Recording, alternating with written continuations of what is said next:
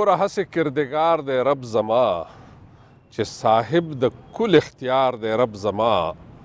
همگی بزرگواران چې څوک یې وایي تر همو بزرگوار دی رب زما شریک نه لري په خپله بادشاهۍ کې بې شریکه شهریار دی رب زما او څه حاجت دی چې یې بلې خواته غواړم څه حاجت دی چې یې بلې خواته غواړم په خپل کور کې هم کنار دی رب زما او واحدي یې ده لعجزه هسې نه چې واحدي یې ده لعجزه په واحد وجود بسیار دی رب زما هیڅ تغییر او تبدیل نه لري رحمانه هیڅ تغییر او تبدیل نه لري رحمانه تل تر تله برقرار دی رب زما ګرانو کتونکو السلام علیکم د قلمکار د نوې خپرونې سره ستاسو په خدمت کې عباسین یوسفزی حاضر دی لکه څنګه چې تاسو ته معلومه ده چې هر ځل مونږ یو نوې موضوع او نوې میلمانه ستاسو په وړاندې راولو زمونږ د نن د موضوع په هکله باندې به خبرې کوو خو د ټولو نه اول به مونږ د خپلو میلمنو پیژندګلي وکړو نو شاید چې تاسو ته د موضوع هم څه لږ ډېر بوی درشي زمونږ وړمبی میلمه چې دی نو دا د طب د دنیا یو ډېر پیژندلی نوم د ډېرو بېشمېره ډاکټرانو استاز او د خیبر میډیکل کالج پخوانی پرنسپل او نن سبا د ګندهارا یونیورسټي وایس چانسلر پروفیسر ډاکټر اعجاز حسن خان خټک صاحب ستړي مه شئ جي په خیر راغئ ډېره مهرباني عباسین صاحب مننه زمونږ دویمه میلمنه چې دا نو هغه د محترمه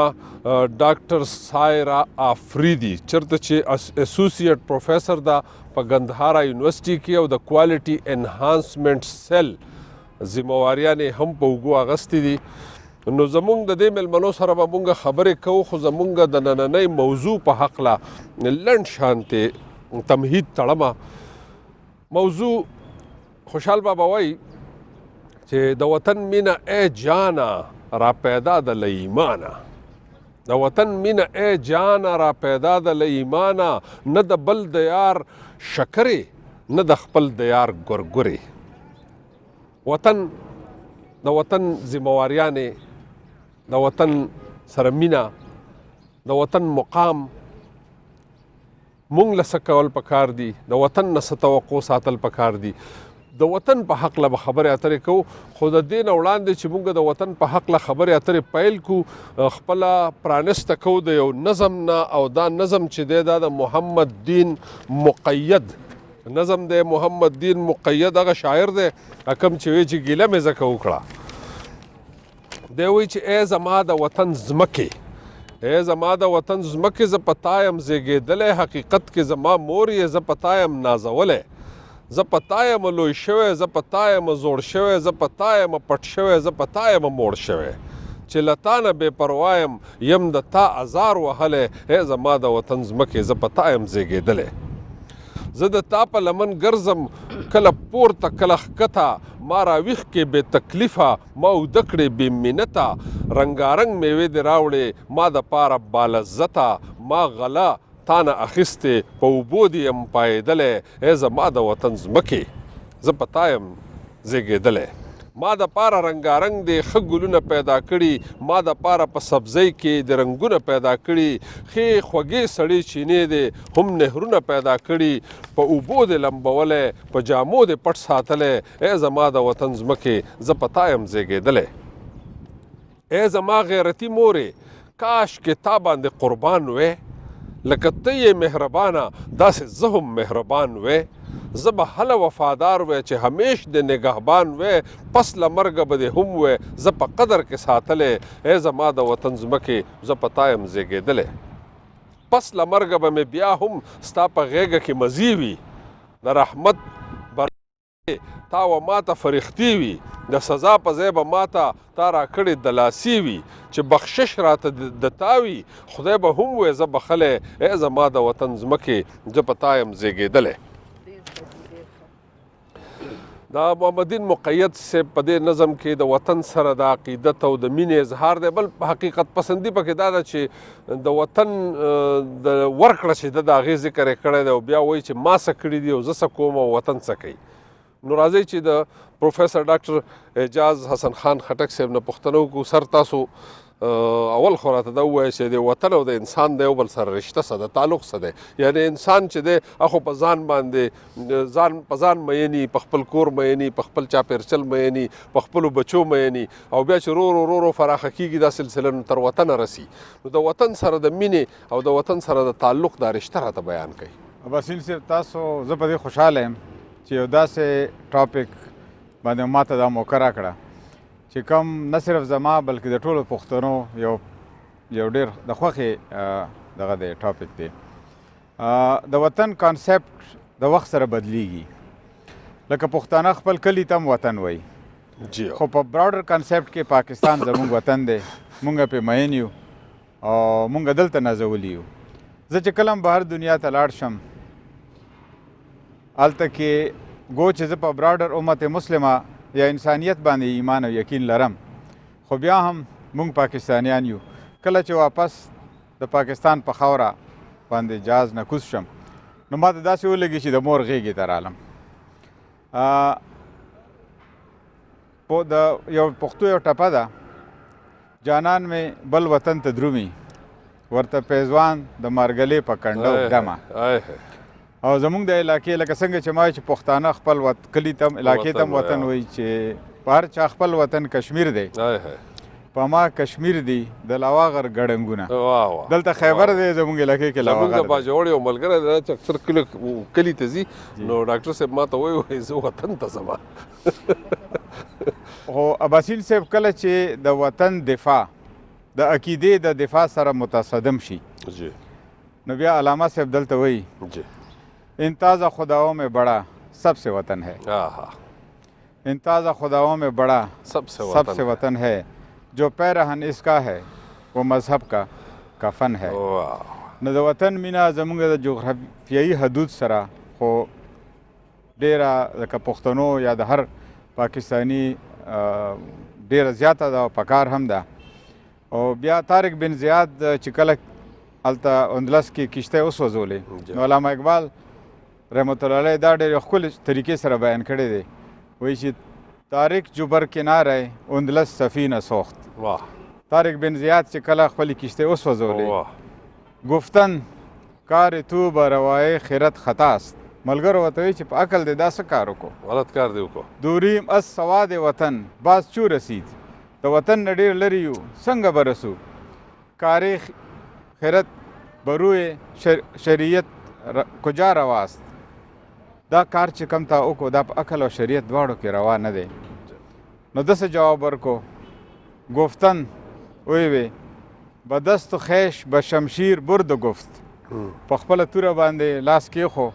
او وی هر ملک ملک ماست که ملک خدای ماست، چې د خدای دا څومره ځمکه چې دا زما ملک دی. خو بهرحال خدای پاک مونږ مشکور یو چې پاکستان مونږ ته یو جغرافیایي حدود راکړي دي چاہیے کہ مونږ آزاد یو. که مونږ کوم ملک ته ملاړ شو مونږ ته یو احساس وي چې دا زما وطن نه دی، دا زما مور نه ده، او وطن د مور غېږ ده، او مونږ پې داسې مین یو څنګه چې په مور. بېشکه بېشکه. ډاکټر سایر افریدي ستاسو د وطن تصور څه دی؟ یعنې وطن خو د هر انسان خپل یو تصوري د خپل ځان په باره کې هم، د کور په باره کې هم، د وطن په باره کې هم. نو ستاسو په ذهن کې کوم خیال دی د وطن د مینې او د وطن سره د تعلق؟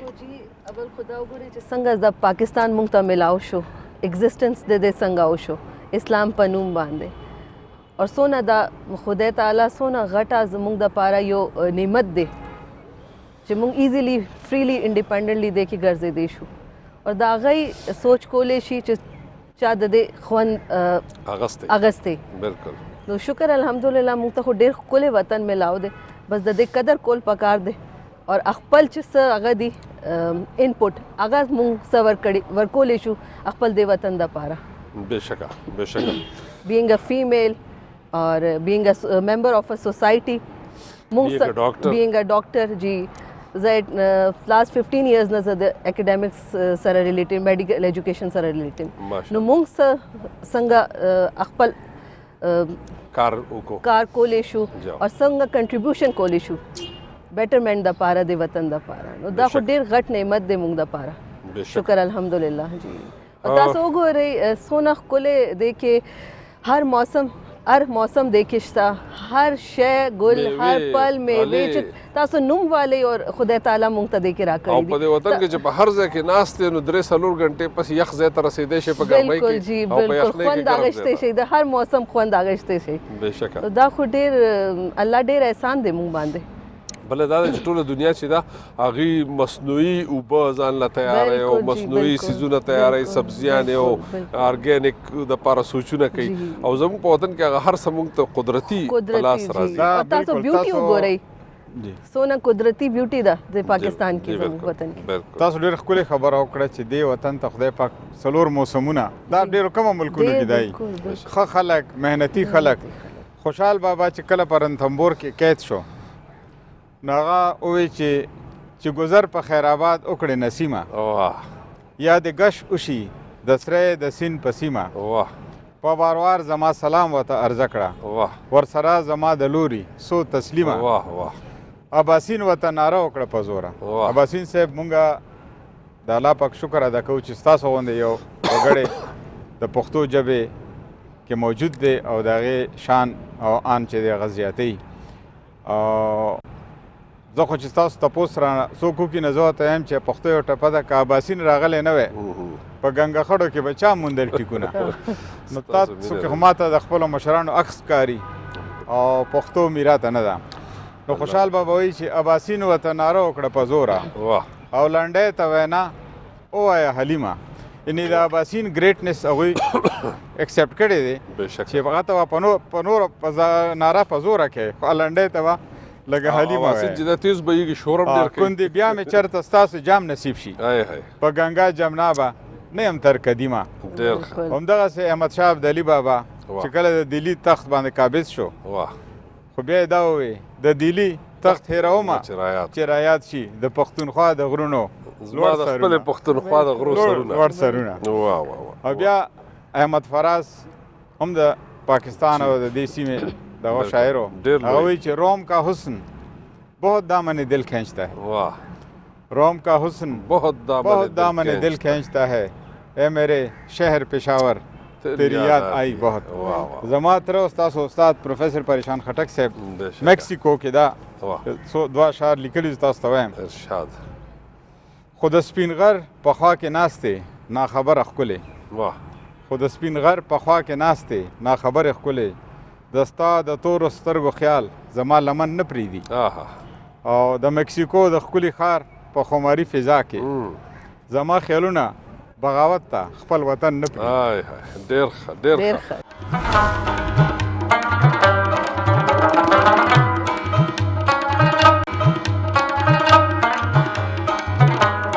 اصل کې د ډاکټر اعجاز صاحب پیژنګلي چې ده نو پای کې مانا د ادب هیر شو ځکه چې د دوی اصل برایټ اړخ چې دی په میډیا کې خاص دوی جینز کې راز او دا نور خو پېښورانه زیبواري دي او د اردو او د پښتو شاعري او د ادب سره تړونه د دوی د جینز کې را روان دي او د خدای پاک ډېر فضل دی چې دوی په خپل ډېر ښه تخلیقات کړي دي اعجاز صاحب تاسو څه ګڼئ چې زموږ په وطن کې مونږ اوسیږو مونږ د هغې نه دومره هر څه خورو هر څه حاصلو په مونږ چې کم په عام ولس باندې کم فرض د وطن جوړیږي لکه مونږ چې وګورو هر شی مونږ وایو چې یاره بس حکومت غلط کوي دا غلط کوي دغه غلط کوي خپل کار ته نه ګورو چې زه څه کومه زما کم کار دی زما کومه ذمهواري ده زما دا ذمهواري خو جوړیږي چې په دې لار زه روان یم اکثر زه وګورم ډېر ښایسته موټر رواني ډېر تعلیم یافته خلک پکې ناسي او خالي ریپر یا خالي ډبې وغورځوي په روډ باندې حیران شم ورته زه چې دوی وړوتې ته سوچ نه کوي ماشومانو ته هم چل نه ښایي نو زمونږ چې کوم کار دی آیا مونږ هغه کار ترسره کوو وسیم صاحب تاسو بیا ډېر بنیادي شی وچېړلو مونږ چې کله واړو نو یو رساله به راتله تعلیم او تربیت جی بالکل دا افسوس دی چې مونږ په ملک کې تعلیم خو شته خو د تربیت فقدان دی تربیت په کور کې هم کمی لري تربیت په معاشرې کې هم کمی دی او په ادارو کې هم کمی دی نو زما دا خیال دی چې د دې بنیادي وجه دا ده چې مونږ د دې ملک نه د دې ادارو نه ګین خو کول غواړو خو پینګ بیک هغه کانسیپټ او سوچ د خلکو ډېر محدود دی بېشک دا چې کله سړی بهر لاړ شي او هغه حالات وګوري او یوازې ځان ته سوچ کوي نو بیا هغه ته پته لګي چې دا خپل وطن چې دی دا په هر چا کشمیر دی. نو زما دا خیال دی که پیینګ بیک زمونږ سوچ دغه شي چې ما ته هم څه ورکول دي دې وطن ته او د دې ادارې دا ذمهداري ما ګندهارا یونیورسټۍ په دې اکسپټ کړې ده چې زما دا خیال دی چې که زما لږه ډېره څه تجربه یا څه ښه دغه کولی شو نو اټس ټایم ټو پے بیک. نو هر سړي ته دا پیینګ بیک دغه که وشي او بل مونږ د هر سړی د بل سړي حقوق باندې هم سوچ وکړي چې تاسو په ما حق دی زما په تا دی د ځمکې په مونږ دی د خپلو غریبو خلکو په مونږ دی ګاونډي دی دا سټیټ باندې زمونږ حقوق دي. نو سټیټ او خلک چې کله خپل ذمهدارۍ پوره کوي نو ښه معاشره ته جوړېږي. بېشکه ډاکټر سایرا تاسو د یو زنانه په حیثیت تاسو ګورئ چې مور کم کردار ادا کولی مور لا نو آیا مور د تربیت مور او پلار د تربیت هغه کار داسې پرېښی غوندې نه دی لکه چې دا ذمهواري هم استاذ ته حواله کړي چې سبق به ورته هم ښی او تربیت به هم کوي او مور او پلار ته لاس ویستي؟ بالکل جی دا ډیره ښه خبره اجاز صاحب وکړله چې تربیت کور نه ملاویږي. کور چې دی هغه یو بیسک یونټ اور هغه ډېر سټرانګ پکار دی اور هغه کې چې سټرانګ رول مین رول چې کوي هغه فیمیل ده مور ده. بېشکه نو چې څونه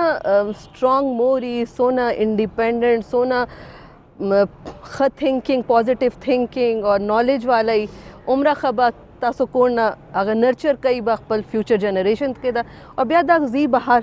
سکول ته به ځي دا ماشومان کالج ته به ځي بیا جاب له به ځي نو اټومیټکلی هغه ټول شیزونه به تربیت به ټرانسفر کېږي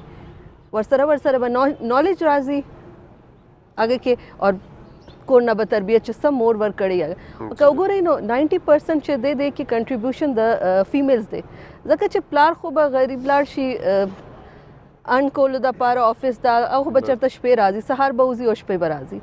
نو چې کم میکسیمم ټایم دی ماشوم سره هغه خو 90% مور کاونټ کوي فیمیلز کاونټ کوي نو دا خو ډېر زه وایم چې نن سبا ډېر دا شته ډېر انفارچونیټ دی چې نن سبا دای پرابلم دی چې هغه چې بیسک یونټ زموږ کور کې دی مور پلار بچي هغه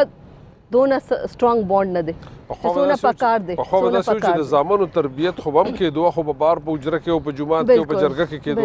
خو د جینکو تربیت چې دی او په کور کې ډېر په مضبوط بنیاد کېدو نو هغه به ښې میندې جوړېدې ښې میندې به جوړ اوس هغسې نشته. حسین صاحب تاسو ډېره بنیادي خبره وکړه سایره چې څه ووایي زما خپله تربیت په ښار کې و خو په حجرې کې شوی دی تاسو ته معلومه ده خو زما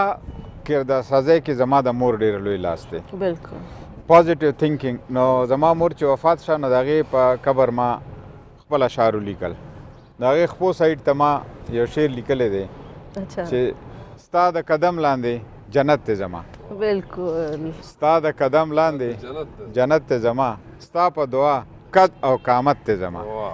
نو د مور غیږ پازیټیو تھینکینګ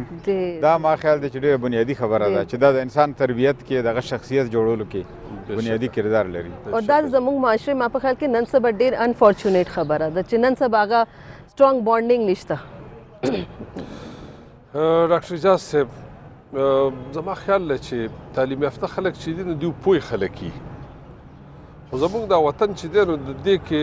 فریادونه خلک د تعلیم یافته او خلکو د تباهۍ او بربادۍ کولو نه کوي نو زه دا ګڼم چې لکه تعلیم یافته خلک یا خو تش ډګري یافته دي او یا مطلب چې تعلیم یافته خلک چې دي هغوی څه ایول جینیس طرف ته ګامزن دي یا څه چل دی خو وطن ترقي نه کوي د وطن د ترقۍ دا پایه چې دا که څوک انجینیر دی که څوک ډاکټر دی که څوک پروفیسر دی که څوک وکیل دی ټول تعلیم یافته خلک چې دي د هغوی دا ذمهواري جوړېږي چې دا وطن مخ په وړاندې بوځي نو د دې وجوهات څه دي چې په موږ کې قومي شعور ډېر کم دی؟ وسیم صاحب زما خپل نیز دی کې د کور سره سره ادارو کې هم د تربیت کمی دی مونږ ډیګرۍ خو ورکوو خو مونږ د هغوی هغسې تربیت تیاري نه کوو څه چې پکار دی د سټیټ هم پکې ریسپانسبلیټیز دي چې هغوی ته ایکسپټ کول پکار دي اوس خو ښه ده د هیلث کارډ هم دوی شروع کړو داسې سره سره بهر دنیا کې چې څوک د شپېتو نه بره شي که نوکري کړي که نه کړي هغه ته دومره پینشن ملاویږي یا د خپل لایف تیرولو چې هغه په عزت سره هغه تیرولی شي که څوک معاشرې کې بېروزګاره شي وغورځېږي نو سټیټ هغه ریسپانسبلیټیز شروع کړي نو زما خیال دی د سټیټ په دغه کې دا ضروري ده چې هغوی هم د دې خلکو دپاره څه پلانینګ جوړ کړي او کوي به خامخا وي به څه پایپ لاین کې وخت سره سره به هر څه بدلیږي ښه کېږي به خو مونږ تاسو چې څنګه ووې یو خو معاشره صرف زمونږ معاشره نه ټوله دنیا ډېره زیاته میټیریلسټک شوې ده په میټیریل سوچ زیات شو جذبات چې دي هغې فقدان جوړ شو نو زما خیال دا دی چې که مذهب سره زمونږ دغه چې دی د مذهبي تعلیم هم د دنیاوي تعلیم سره سره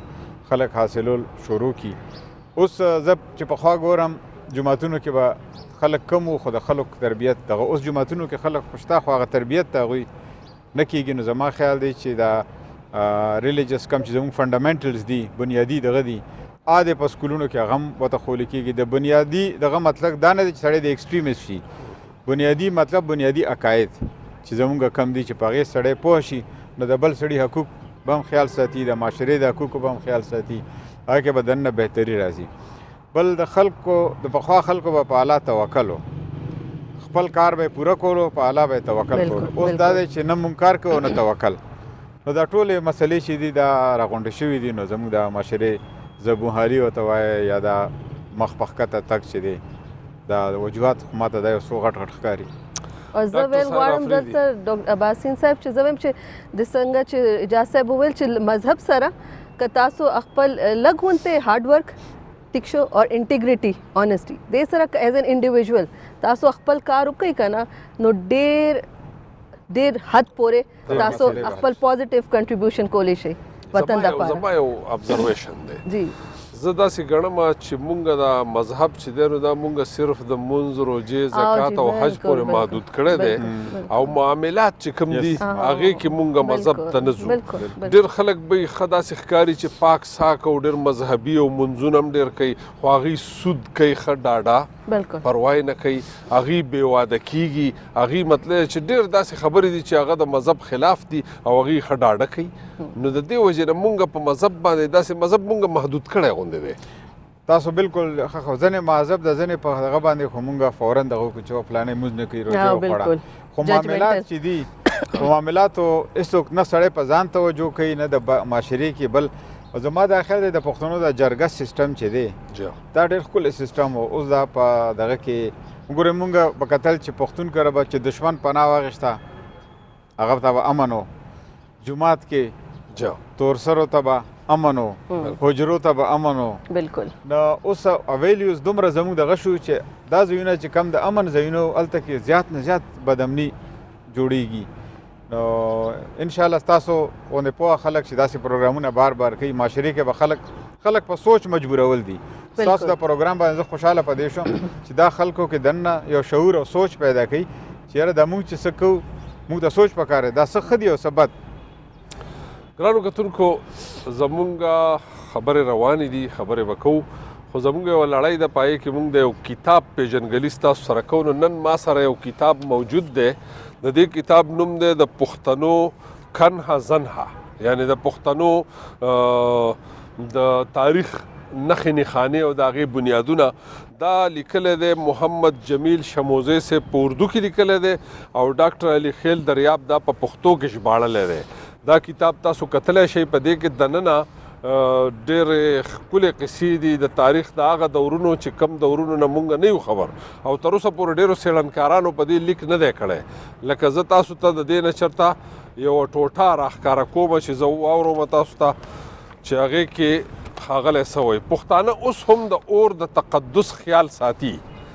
اور طرف ته خپې کول اور ته لاړې توکل او د اور په بټۍ د پاسه ختل ګناه ګڼي آتش پرست اور ته اهورا وایي یعنی د نیکۍ خدای پښتانه اوس هم اور ته اور یا هور وایي چې دا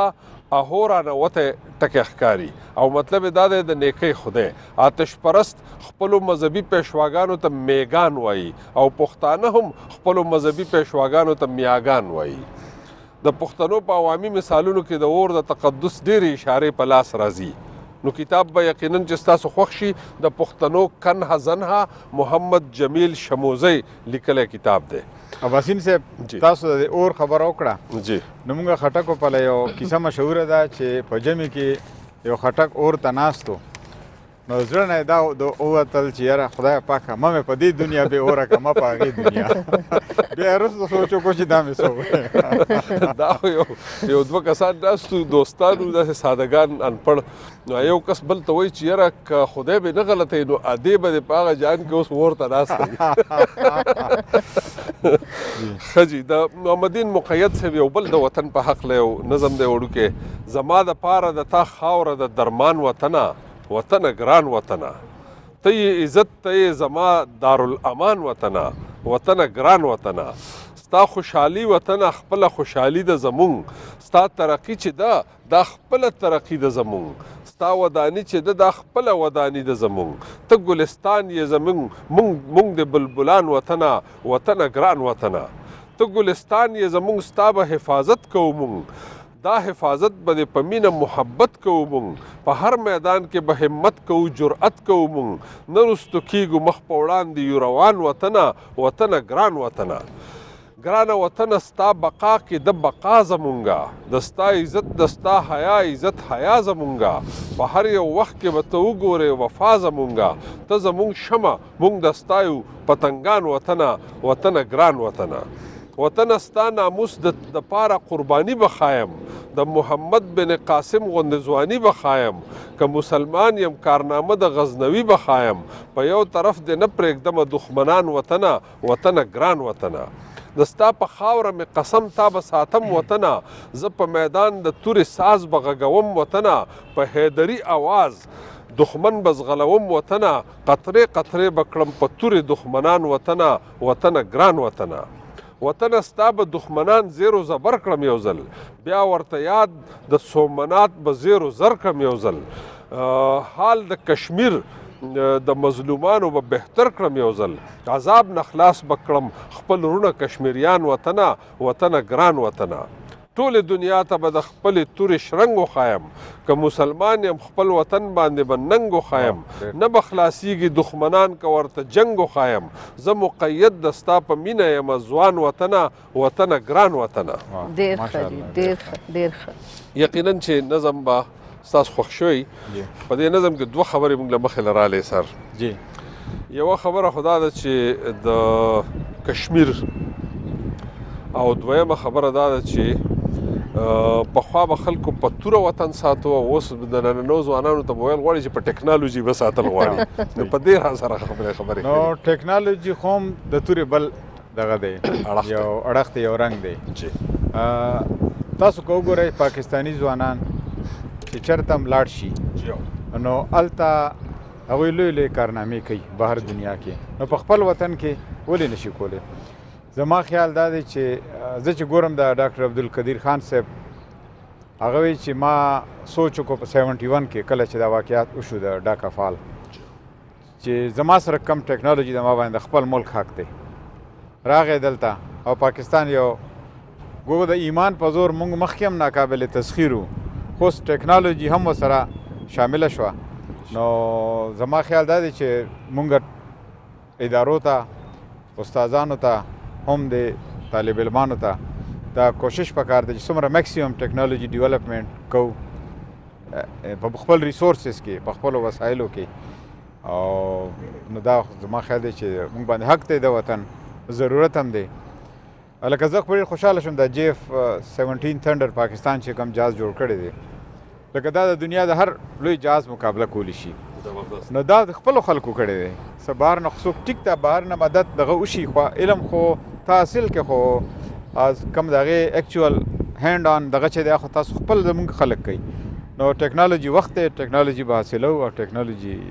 نه بغیر ژوند نشته اوس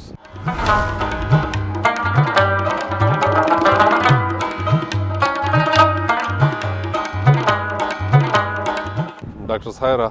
تاسو څه ګڼئ چې زمونږ نوی کل چې دی هغې له څه کول پکار دي یعنې زاړه چې دي پخوا خو به خلکو وایي چې زه په توره وطن ساتمه اوس چې د چا سره څه دي نو په هغې به یې ساتي که نه پخوا خو د جنګ اخري اپشن دی جنګ چې دی هغه بالکل اخري اپشن دی خو د دې نه مخکې وطن چې دی د هغې حفاظت لکه مونږ د بهر نه هر سره غواړو باندې مې بل اوس کتل نو هغه په چین لیکلی و چې مونږه کامن پین او سټیپلز چې دي دا مونږ خپل نه جوړو په چین کې ما اورېدلي چې سایکل روان نو هغه کامن پینونه او سټیپلر جوړوي مطلب پای تاوي او جوړوي نو مونږ داسې نشو کولای بالکل ولې نشو کولی چې مونږ سره خو ډیر پوتنشل دی ټیلنٹ دی خو بس لګ ما په خیال کې موټیویشن نشته یا ویل پاور نشته سچ لیکینګ کې ډایرکشن نشته اور زه همدا وایم چې که 5% موږ دا شی پکې خپل ایز ان انډیویژل دا واچو نو موږ خو سپر پاور امکان دی بالکل دیکھیے شک نشته بالکل اراده غواړي لګونته انپوټ غواړي لګونته مهنت غواړي بس اباسین صاحب زه ستاسو استاد او زما تر پروفیسر پریشان خټک صاحب دغه یو وطن باره کې څه اشعار دي ای کې دوی د زمونږ خلک چې دي کم دي د وطن اوسیدونکي د هغوی ذمه دارۍ هم هغوی ته ښولې دي او د وطن نه هم څه ذمه دارۍ غوښتنه کړې ده یو خبره زه همیشه کوم نن به مکم اباسین صاحب ډاکټر اباسین یوسفزی دی پی ایچ ډي دوی کړې ده نو کله چې پښتو کې پی ایچ ډي شروع کېده ما ته یاد دی زه وړوکی یم د بورډ اف هایر سټډي میټینګ نه زما تره راغی او مسکی و نو زما والد صاحب ته تپوس وکړو چې د پښتو د پی ایچ ډي د منظورۍ هم پکې دغه چې څه چلو شو نو هغوی وویل چې یاره د فزیکس یو پروفیسر دا وویل چې پښتو کې پی ایچ ډي ځکه نشي کېدی چې پښتو کې څوک پی ایچ ډي نشته نو پریشان صاحب وویل چې ما ورته وویل چې دا د فزیکس پی ایچ ډي د مور نه پیدا و نو په دې یو خبره باندې پښتو کې پی ایچ ډي شروع شو هغوی دا نظم دی وطن وطن ګلونو ته رنګونو ته بهار ته وایي وطن ګلونو ته رنګونو ته بهار ته وایي روان عمل ښکلي سیرت اعلی کردار ته وایي وطن ناموس ته ازادي ته اوچت سر ته وایي د ځان عزت د کور عزت د کام سحر ته وایي وطن وړو او د زړو د حفاظت ضامن دی وطن وړو او د زړو د حفاظت ضامن وي هم د بېکسو د ناتوانو د عزت ضامن وي وطن انصاف ته همسرۍ ته عدالت ته وایي وطن انصاف ته همسرۍ ته عدالت ته وایي د ظلم جبر نه د زور نه ضمانت ته وایي وطن د لوړو ارادو هسکې غړی نوم دی د ارمانونو د درمان د سر لوړی نوم دی وطن خواری نه شیرازی کې تبدیلی ته وایي وطن خواری نه شیرازی کې تبدیلی ته وایي وطن ښېګړو نه وطن ښېګړو ته خوږو ته سوکالی ته وایي او دا بل بیا زموږ ذمه داري وطن خولې غواړي محنت وطن خولې غواړي هم وینه غواړي زر هم غواړي وطن خولې غواړي هم وینه غواړي زر هم غواړي کله بچي غواړي کورونه غواړي سر هم غواړي او وطن نامردو نامرادو ته سلام نه کوي وطن نامردو نامرادو ته سلام نه کوي وطن یې نه مني چې څوک وطن ته پام نه کوي وطن یې نه مني چې څوک وطن ته پام نه کوي ډېر اعلی ډېر ښه ډاکټر صاحب مونږ اکثر اورو خبرونو کې چې واورو یا په اخبار کې وګورو چې یاره مړه چرګان د یو ځای نه بل ځای ته وړلی کېدل یا څښاګۍ وړلی کېدې یا په فلاني ځای کې خره لال شوی دی دا ولې زموږ دا کیریکټر ولې داسې غورځېدلی دی مطلب دې ته اړو څوک سوچ نه کوي چې حرام حلال یا د بل چا خیال نشته بس صرف ځان چې ځان له پیسې وګټو که بل څوک مړه شي او که بل څوک تباه شي خیر دی اباسین صاحب دا بس هماغه خبره شو که نه دونه هر څوک مټیریلسټک شو او پیسې طرف ته لاړو چې هغه وایي دا نه ګوري چې څه حلال دي څه حرام دي څنګه راځي دا پیسه موږ ته بس پیسه پکاره ده دا خلکو نه هیر دی چې موږ د دې که څوک نه ګوري موږ ټیک شو خرڅ به شي پیسه هم به راشي خو یو نه یو ورځ خو به موږ د دې انسرېبل وچاته بېشکه او مطلب خلکو پخوا وایي چې یاره په هغه جان کې به څه کېږي اوس خو په دې جان کې هم سزاګانې جی بالکل ملاویږي بالکل هماغه ټایم لږ ساعت پس تاسو ګورئ څه کېږي خو بس هماغه دی چې بس خلکو نه دا شی هیر دی بالکل کانشیس کې وي هم خو بس هغه یو لاک کړی دی او یو سایډ ته ایښی دی چې کتې به شي اوس خو فی الحال خو چې پیسه راشي جیب ته د ډاکټر بلډینګ دپاره به ډاکټر صاحب څه چل کوو زما خیال دی چې یو خدا نقصان وشو چې حجرې ختم شي نعم البدل رانغی حجرې ختم شوې. دا جومات هم بنیادی طور باندې هم د عبادت ځای دی، هم دا د مسلمانانو یو سوشل انټریکشن دغه دی، تربیت ځای. او د هغې لکه مثال دا دی چې جومات ته موږ تاسو ځو چې یو کس رانشي نور تپوس کوي چې یاره دا ولې رانغې بیمار دی څه وشو. نو خلک چې دي ځانځاني زیاته شوه. زموږ د علاقې یو شاعر دی وایي تا به انګریزي شوې نه طبیعتونه، ته به انګریزي شوې هر سړی خپله حجره کوي، پټه د انګریز غوندې په زړه کې مشوره کوي. نو خبره دا وشوه چې یو خو مونږ هغه سوشل نیټورک چې و د حجرې د جومات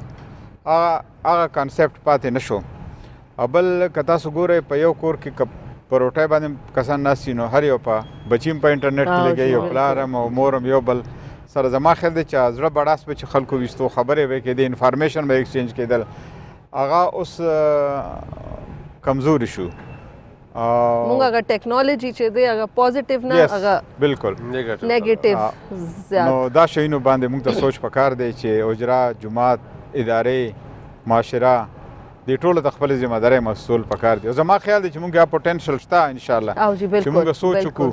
او تاسو خو ماشاءالله په ټولې صوبې کې ګرځئ او تاسو یو تحریک دی د ادبي تحریک چې تاسو کاټلنګ کې زم اتفاق سره تللی یم هغه بله هفته تاسو هم هلته وی او ډېر ښه ګیدرینګ وشو، ډېرې ښې خبرې وشوې. نو داسې دغه نه خلک پیغام رسوي. نو تاسو په احسن طریقې سره خپل کردار ادا کوئ. ما خیال دی موږ ټولو ته پکار دي چې په دې کې ستاسو لاسونه مضبوط کړو او دا زموږ سوشل انسټیټیوشنز چې کم ډېر ضروري و کم فیبریک و هغه بیا را دغه کړو. زه اکثر سوچ کوم چې تاسو دواړه اکیډمیشنز یې نو د دې وجې نه زه ستاسو سره دا خبره شریکول غواړم. زه سوچ کوم چې ادارې چې دي تعلیمي ادارې هغې د بچو تعلیم خو ټیک ته کوي خو تربیت طرف ته کو کریکولر اکټیویټیز طرف ته ډېر پام نه کوي. ځینې سټډیز هم داسې دي اوس لکه د میډیکل سټډیز ډېر ټف دي، په دې کې دغې ته وخت ویستل ګران دي، خو چونکې دا هم یو ضروري شی دی. یعنې که ښه ډاکټر جوړ شي نو ډېره کامیابي ده، خو چې ښه انسان نه وي نو د هغه د ښه ډاکټر جوړېدو هېڅ فایده نشته. ښه انجینر جوړ شي نو چې ښه انسان نه وي نو هېڅ فایده نشته. زه هم چې کالجونه، یونیورسټۍ، سکولونه په دې کې باقاعده روزانه د کو کریکولر اکټیویټیز سپورشن کلاس شامل شي نو هله به د بچو تربیت کیږي، هغوی به بد او ښه ترمنځه تمیز او د هغوی ترمنځه به یو هغوی په سترګو کې به د ژوند مقصد پازیټیو کیږي ورو دا نیګیټیویټي به ځي. بسین صاحب تاسو ډېره ښکلې خبره وکړه. یو کار خو په کاغذونو کې ډېر ښه وشو چې دې ته به مخکې ایکسټرا کریکولر اکټیویټیز وي، اوس ورته کو کریکولر وایي. خو کاغذونو کې خو دا راغلی خو د عمل نه دا شی ووتو. لکه د حکومتي سطح باندې مونږ ګورو مخکې به د سپورټس سیټونه دا ختم کړی شو. په ادارو کې به د سپورټس او د دې نورو هغه چې کم ایکسټرا آرډنري خلکو کې کوالټي چې د هغې به سیټونه و. ما خیال یو خو دا حکومت ته او ادارو دواړو ته دا سوچ پکار دی. دې سره سره بالکل تاسو دا بنیادي خبره پروفیسر امجد حسین صاحب زموږ د پېښور یو ډېر لوی سړی دی او هغه په امریکې کې د یونیورسټي اف ټولیډو اوهایو بورډ اف ټرسټي باندې هم دی. دا د پاکستاني یا د فارنر دپاره ډېره غټه خبره چې ته هغه 7 کسانو کې څه چې د یونیورسټۍ د قسمت فیصلې کوي. هغوی ما ته وایي چې مونږ چې میډیکل کالج کې سټوډنټس اخلو نو هغه سټوډنټس چې هغه په نورو شیونو کې کېدای شي نمبر یې ډېر اخیستي خو چې هغه ته دغه یې نه وي دردمند زړه یې نه وي یا احساس یې نه وي نو هغه ته نه ورکوو. مونږ دا په دې ګورو چې دی په ډرامه کې په اکټیویټیز کې په دې شیونو کې حصه اخیستې ده ځکه چې په دې کې چې حصه اخیستي خلکو سره به واسطه راغلي انټریکشن به یې شوي نو دې ته مونږ پریفرنس ورکوو. د ما خیال دی مونږ دا څه شیونه چې کم مونږ ورو ورو زمونږ د معاشرې نه دغه شو دا ورو ورو مونږ واپس راولو او یو ښې طریقې سره دا شیونه بیا ان پلیس شي. کو کریکولر اکټیویټیز دا د ماشوم کریکټر بلډینګ پرسنالټي بلډ کولو کې ډېر امپورټنټ رول پلی کوي. ډېر امپورټنټ هغه خبره چې که څوک ښه انسان وي نو هغه اټومیټیکلی ښه ډاکټر به وي نو دا ډېر میټر کوي. لکه انګریزي کې چې ورته امپیتي بالکل جی امپیتي ډېر میټر کوي بنیادي شی دی او دا کو کریکولر اکټیویټیز همدې سره ډیولپ کېږي. صحیح. ګرانو کتونکو زموږ خبرې روانې دي یو لړۍ دا هغه لړۍ تاسو ته یاد ده چې هغه مونږ ته د واتس اپ په لاره باندې یو ویډیو راځي، شاعران ملګري را لیږي. هغه ویډیو چې دا د هغې کله کله کوالټي ښه نه یا آواز ښه نه نو هغه په واتس اپ راغلی ویډیو وي او دغه مونږ ته ملګرو خپل کلام را لیږلی. نو په دې کې نن زمونږ سره زلمی شاعر دی ښاغلی نجیب الله شاداب د سوات نه مونږ ته خپله ویډیو را لیږلې ده. ځئ چې دغه واورو. د غزل مطلب دی چې تر څو چې زه د دې وطن وګړی یم جانانه، ذهني او وجودي به پکې ستړی یم جانانه، منمه چې سلکشن د تقدیر لاس پکې هم دی، منمه چې سلکشن د تقدیر لاس پکې هم دی، خو ډېر خپلې انا زه تنها کړی یم جانانه، او د ښار د منارو په سر به ولې نه ځلیږم، د ښار د منارو په سر به ولې نه ځلیږم، د غرونو د ښکلا د کاروان غړی یم جانانه، او زه خپله د خپل ځان له ځانه تاو کړم بندیوان شم، زه خپله د خپل ځان له ځانه تاو کړم بندیوان شم، زه خپله د خپل ځان دپاره پړی یم جانانه، او مقصد دی چې بغیر زرغونېدو چې هم شاداب یم شادابه، بغیر زرغونېدو چې هم شاداب یم شادابه، په زړو کې یو داسې غوندې زړی یم جانانه. دا ښاغلی نجیب الله شاداب چې تاسو د هغه ویډیو او کلام واورېدو ومکته. هیله دا چې د ځوان کل د شاعرانو نه به مایوسه نه یو. ماشاءالله ډېر ښه شاعران راځي ورو او په دغه کې د شاعرۍ جراثیم هم ښه دي او ترقي هم کوي، تعلیم یافته خلک دي. زه ګڼمه چې ډاکټر صاحب خبرې اخري راټولو دا دي چې مونږ دا معلومه کړه چې په وطن کې د وطن سره د مینې څومره انداز پکار دی، څنګه پکار ده، د وطن د طرفه څه توقع ساتل پکار دي، خو مونږ هر شی د وطن نه غواړو او په خپله ولا هیڅ نه ورکوو. نو د دغې په باره کې مونږ خبرې وکړې. زه دا ګڼم چې په ټوله دنیا کې که تاسو وګورئ نو ټول خلک د خپل وطن دپاره ډېر څه کوي، مونږ هیڅ نه کوو. زمونږ عام ولس چې دی یا په عام ولس کې خواړو دا بیداري نشته. لکه سرکاري څه شی نو هغه خلک ویره سرکاري دی، سرکاري مینس چې دی ډوزوک تپوس نه کوي. نو سرکاري شي مونږ قدر نه کوو، مونږ د هغې خیال نه ساتو، سړک مات شي پروا یې څوک نه کوي. هسپتال دیوال د هسپتال سامانونه دغسې د نورو ادارو. نو د دې سره دا خلکو کې به دا بیداري څنګه را پیدا کېږي چې دا زموږ خپل مال دی، زموږ د جیبه ځي. دې کې د هم د معاشرې ذمه داري ده، هم زموږ تاسو غوندې هغه خلکو چې د دغه سره د فن او دغه سره مینه لري او د کنټریبیوټ هغوی ذمه داري ده. خو دې سره سره د حکومت یا ریګولیټري اتھارټیز هم ذمه داري ده. زه خپلو ملګرو سره اکثر د تېرو 20 کالو نه دا یو خبره کوم، بلکې هغوی ماته وایي چې دا خبره ته بار بار کوې چې زموږ المیه دا ده چې کارخانې بندېږي، پلازې جوړېږي او زموږ د زرعي ځمکو نه هاوسنګ سکیمونه جوړېږي. نو زما دا خیال دی چې زموږ ډایرکشن چې دی په هر دغه کې هغه لږ داسې کوږ وږ شوی دی. نو دا هم د حکومت هم د سوشل سرویسز چې کوم ارګنایزیشنز ورکوي هم د معاشرې د ټولو ذمه داري ده چې موږ سوچ وکړو چې زموږ کم ځای کې ډایرکشن خطا دی، د هغې موږ د ټیک کولو، د ښه کولو، د بهتر کولو کوشش وکړو او هر سړی دې ځان ته وګوري. علامه اقبال وایي چې اپنے من میں ډوب کر پا جا سراغ زندگی، تو اگر میرا نہیں بنتا نہ بن اپنا تو بن. نو دا اداره ده. اوس دا چې ښه کېږي نو زما هم ورسره یو امیج بلډ اپ کېږي که نه. داسې ډاکټر سایره د کوالټي انهانسمنټ سیل خیال ساتي. نو که کوالټي انهانسمنټ زموږ ښه د هایر ایجوکیشن کمیشن او د پی ایم سی په سټینډرډز باندې او معاشرې ته فایده رسي نو زموږ ټولو ورسره د دې ورسره امیج داسې هر انسان که هغه په یو ادارې کې مالي دی، که څوکیدار دی، که چپړاسي دی، که پروفیسر دی، که پرنسپل دی، که وایس چانسلر دی، هغه به دا ذمهداري محسوسوي چې دلته چې کم کار زه کوم هغه په ما باندې هم ریفلیکټ کوي. نو ټوله معاشره به ورسره ښه کېږي. بس احساس ذمهداري زما په نظر باندې دا ډېره ضروري ده. بېشکه زموږ او یو ټیم ورک کېږي، ټیم ورک کي هر څوک خپل رول پلی کوي نو بیا ښه شی مخکې راځي. او چې زه ښه توقع لرم د وطن او د وطن له به زه هم څه ورکوم بالکل، که نه. بالکل. او زمونږ بدقسمتي دا ده نن سبا خصوصا په ادارو کې دا اډهاکیزم غوندې سلسله چې ده د دې په باره کې زه ډېر تشویش کې یم چېرې مونږ عارضي خلک اخلو ډیلی ویجز اخلو دا قسمه څیزونه چې دا ادارې تباه کوي. په پرایویټ ادارو کې خو بیا هم خلک کار اخلي خو په سرکاري ادارو کې د خصوصا د یونیورسټو او د کالجونو دننه که داسې خلک راشي نو هغوی بیا د سټوډنټس د مورالیټي هم خیال نه ساتي د سټوډنټس د فیوچر هم خیال نه ساتي صرف راځي خپل کلاس اخلي یا خپله ذمهواري ترسره کوي او بیا ورکېږي. هغه بیا بس اون نه کوي که نه خپل انسټیټیوټ ته هغه نه بیخي هغه بس صرف ځان له د رزق یو ذریعه معلومه بس یو کړي ګنټه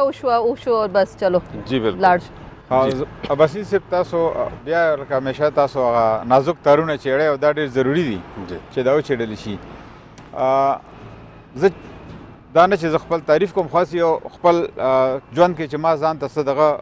ایښي دي هغه مایل سټونز هغې باندې خبره کوم چې زه چې کومې ادارې ته هم تللی یم هر څه حیثیت کې نو ما دا کوشش کړی دی چې نه هلته زما څوک ورور شته نه مې دوست شته نه مې رشته دار شته اداره زما رشته ده اداره زما پہچان دی. سبحان الله. نو که هر هغه سړی چې هغه ته الله پاک ذمهداري ورکړي هغه په دې سوچ شروع کړي نو نه به دا اډهاکیزم وي او نه به دا دغه مسلې وي کومې چې اکثر ډیلی ویجز موږ دا خبرې ګورو. پروفیسر ډاکټر اعجاز حسن خان خټک صاحب ستاسو ډېره مننه زمونږ نوموړی شاعر ادیب او د ګندهارا یونیورسټۍ وایس چانسلر ستاسو ډېره مننه کوو. محترمه ډاکټر سایرا افریدي صاحبه ستاسو ډېره مننه کوو تاسو موږ له وخت راکړو ستاسو د مینې ستاسو د وخت دپاره ډېره مننه. ګرانو کتونکو غني خان وایي چې ای زما وطنه د لالونو خزانې زما ستا هره دره کې دي د تورنې خانې زما سترګې مې لوګی شه ستا د خاورو د کورونو نه